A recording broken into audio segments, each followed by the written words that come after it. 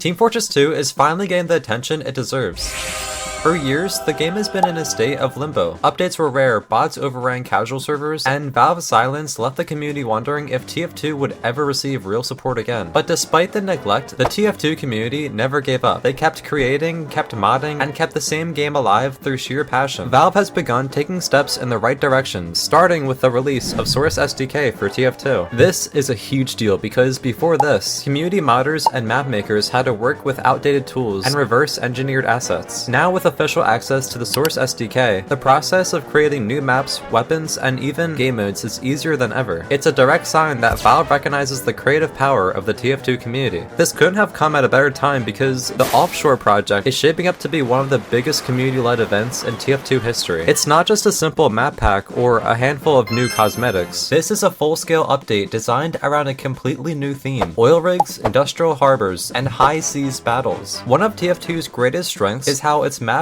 tell stories. Whether it's the secret spy bases of 2-Fort, the mining towns of Gold Rush, or the industrial complexes of Badwater, every TF2 map has a setting that fits the game's lore and visual style. The Offshore project builds on this tradition by expanding TF2's world into a maritime, oil industry-inspired setting, which is a theme that makes perfect sense for TF2's world of mercenary warfare and corporate espionage. Thankfully, at the recording of this video, we actually just got the playtest servers for the maps. There's a few maps I'd like to go over, and the first one is called Cargo. This map is still in the making, but it's an essential part of any functioning industry supply chain. This is a control point attack and defend map. It's set on the dock of a massive cargo vessel sprinkled in containers full of valuables headed straight for the port. This map has a very small and simple layout, but it provides a fun attack and defense experience in an unconventional setting. And this map is definitely one of the earliest maps in development, so the next map is called Alongside. This is a standard single stage payload map set among sprawling dry docks. The blue team's goal is to sink Red's massive cargo ship while it's still in for repairs. And the last map is named Aquarius. This map is deep at the bottom of the seas, featuring payload elevators and water combat set in an underwater facility. Most of these maps are still in development, so loads of feedback is appreciated. Each of these maps is being carefully designed with TF2's gameplay in mind, making sure they maintain the balanced, fast-paced flow the game is known for. No TF2 update would be complete without cosmetics, and the Offshore project is delivering some of the most creative designs we've seen in years. It's being compared to TF2's Invasion update, a community-led event from 2015 that introduced alien-themed maps, cosmetics, and weapons. Valve officially supported that update, giving it a dedicated event, contracts, and a special in-game currency. There's strong evidence that the same thing could happen here. This could be a start of a new era for TF2, one where Valve partners with the community instead of building updates in-house. Imagine a future where TF2 receives annual community-made updates, each with full Valve support, just like CS2's case system or Dota 2's Battle Pass collaborations. And if the Offshore project succeeds, it could set a new standard for how TF2 updates work moving forward. The Offshore project is still a community-driven effort, which means the best way to make this happen is to support the creators. Here's what you can do. First, playtest the maps. Many of these maps are available for testing. The more feedback they get, the better they'll be. Second is to engage with the project. Follow the updates, share your thoughts, and spread the word. And third, let Valve know you care. The more the community shows interest in the Offshore project, the harder it is for Valve to ignore it. If Valve fully supports this update, it could be one of the most exciting things to happen to TF2 in years. And even if they don't, the fact that the community is capable of creating something this massive shows just how strong TF2's fanbase still is. TF2 has been through a lot, but one thing remains true. As long as the community keeps building, TF2 will never die. The Offshore project is just another wave in the never-ending ocean of TF2's incredible history.